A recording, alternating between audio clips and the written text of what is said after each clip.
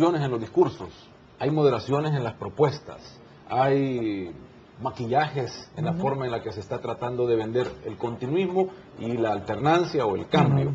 ¿Qué es lo que realmente lee usted de fondo en lo que está pasando políticamente? ¿Es tan cierto que hayan realmente llegado a estos puntos de modificación política en los dos grandes partidos? Bueno, miren, Rafael, cuando a raíz del discurso de presentación del programa del FMLN, ¿verdad?, que hace Mauricio, yo hice un análisis del discurso. Y a veces lo mejor para hacer un análisis es quite la retórica, porque la retórica es mucho de ocasión, ¿verdad? Por ejemplo, cuando Mauricio dice de que vamos a los que han lucrado del Estado, se han aprovechado del Estado, a esos los vamos a terminar, ¿verdad? Eso terminó. Eso es para la audiencia que él tenía allí, que era una audiencia del FMLN, fundamentalmente. Pero si usted le quita todos esos adornos, y bueno, ¿qué propone? Yo fui sacando propuesta por propuesta. Y decía, bueno, ¿yo estaría de acuerdo o no con esa propuesta? Pues sí. Pues sí. Y me voy dando cuenta de que prácticamente casi todas las propuestas que él hace, yo estaría de acuerdo. Y cuando digo yo, lo que mi partido plantea. Primer ejercicio. Segundo ejercicio, bueno, y por lo que hemos oído y leído de Arena y su candidato, ¿estaría o no estaría de acuerdo? Y empecé a revisarla y prácticamente con todas también estaría de acuerdo. ¿Qué indica entonces este problema? Que el problema no está en el discurso. El problema que tenemos está detrás del discurso, que es un problema de credibilidad y de confianza.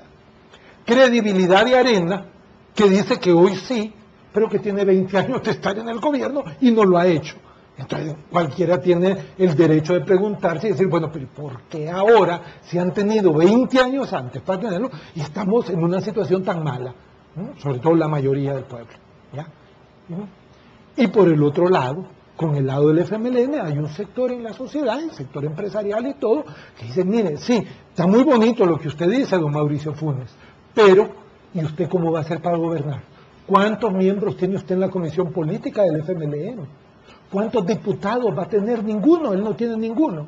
Porque aplicaron la norma que para poder ser candidato a diputado del FMLN hay necesidad de tener 3 años de militancia en el partido. ¿Ya? ¿Y cuántos alcaldes? Bueno, ¿y entonces con quién va a gobernar? Que esa es la duda de los otros. Entonces, y esto en un contexto en que los partidos políticos y el sistema político en general, como está en crisis de institucionalidad, tiene poca credibilidad en la población. Ahí está, ese es el problema que enfrentamos, es un problema de credibilidad. Y si la campaña se convierte en un pleito desaforado, incluso hasta con violencia, como ya nos empezó a pasar en la última elección, que hubieron muertos durante la campaña, la credibilidad va a bajar mucho más. Y cualquiera que gane va a tener un gravísimo problema. La campaña, sin lugar a dudas, y ya se está percibiendo esa presión, va a ser en el mismo sentido, a apelar al miedo de las situaciones del pasado en ambas partes. ¿Eso qué le trae a nuestra democracia o cómo lo podemos evaluar? Porque pareciera que no hemos sobrepasado todavía a nivel de propuestas realmente lo que la gente necesita. Mire, es que ahí es donde está, por eso le decía yo, ese es el problema, y con miedo, ¿verdad?, se podrá evitar que alguna gente vote, pero el daño que se causa es enorme, ¿no? En ese sentido, entonces... ¿Se encuentra razón en ese miedo o no?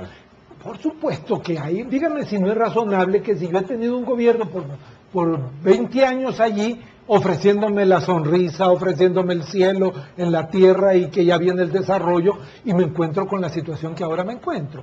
Pues lo estoy viendo no desde el punto de vista de los grandes capitales que sí han hecho mucho dinero. Lo estoy viendo de parte de la gente de la calle, la gente que tiene un empleo y que a veces están perdiendo el empleo. ¿Ya? Es razonable que tengan dudas. Y en el caso de los empresarios, hombre, el FMLN ha dicho cada cosa, ¿verdad? Tiene un pasado que pesa, ¿verdad? Que fue hace más de 20 años, sí, pero allí está, les da una duda razonable también. Entonces, el problema para mí de esta campaña es que en vez de los partidos políticos intentar generar confianza, porque lo que tienen es un déficit de confianza, lo que están haciendo es incrementando la desconfianza en el otro. Doctor, hablábamos de si los grandes no dan confianza a Arena, FMLN o están en esta confrontación, ¿qué pasa con los partidos pequeños o los partidos que deberían empezar a generar una tercera posibilidad? No la han generado tampoco en el devenir de esta historia que fue el inicio de nuestra conversación tampoco. Mire, yo veo que allí ese es parte del problema, por eso le hablaba yo de crisis del sistema de partidos políticos. ¿Qué sucede? Y voy a hablar de mi partido, porque es del que conozco mejor, ¿verdad? Y no quiero hablar mal de otros partidos o bien de otros partidos, para que tengamos claro. ¿Cómo veo yo el problema de cambio democrático?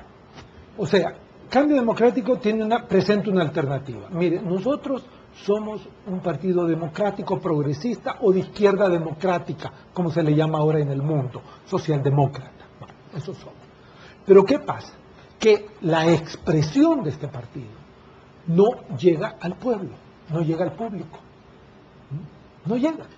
Entonces la gente no la conoce. ¿Por qué la gente no la conoce?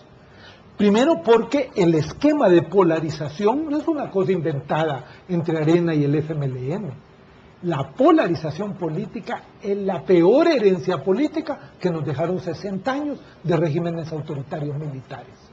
¿Por qué? Porque allí fue, a lo largo de esos 60 años, que dividimos el país clarísimamente, políticamente, en dos: los gobiernistas y los opositores. ¿Cómo nos llamábamos? Yo estoy en esto desde hace algunos años, en los 60, 70, la UNO, la Unión Nacional Opositora, en los 70 y en los 80. Esa era la definición de nuestra, los que estábamos en contra del gobierno militar. Entonces, eso que generó un hábito cultural en nuestra gente de que ve todo en blanco y negro. Ve todo de que si no se acomoda al patrón de blanco y negro, sospecha traición. Que aquí es muy normal. Alguien sale con una opinión que no es la opinión que le debería de corresponder dentro del blanco o dentro del negro, para poner dos colores. Es que ese ya se está vendiendo. Entonces, en esa dinámica negativa polarizada, los partidos pequeños quedan trabados. Y como carecen de recursos, y están metidos en el círculo vicioso, que no hay recursos porque usted no crece, y no crece porque no tiene recursos, entonces quedan como muy atrapados. Esa es una razón muy importante. Otra razón es nuestra propia falta de modernización partidaria. Yo creo que en eso también nosotros, los demás partidos, no nos hemos modernizado, no hacemos uso, por ejemplo, de instrumentos que podríamos perfectamente usar sin mayor número de recursos. ¿Y cree que crezcan estas posibilidades después de estas elecciones de 2009? Es decir, porque usted anticipa que el que pierda va a tener una hecatombe política hacia su interior, independientemente de quién pierda. ¿Esto podría generar cambios en la estructura política? Yo sostengo la hipótesis, porque nadie puede decir el futuro, solo Dios quizás lo conoce, pero nosotros no. Pero como hipótesis y viendo el desarrollo, que el lugar donde primero se va a manifestar esta crisis después de las elecciones son los partidos políticos. Vamos creo yo, a una reestructuración del sistema de partidos políticos que no se hizo con los acuerdos de paz. Fíjese bien que ese es el problema. Este sistema de partidos políticos nació con la guerra.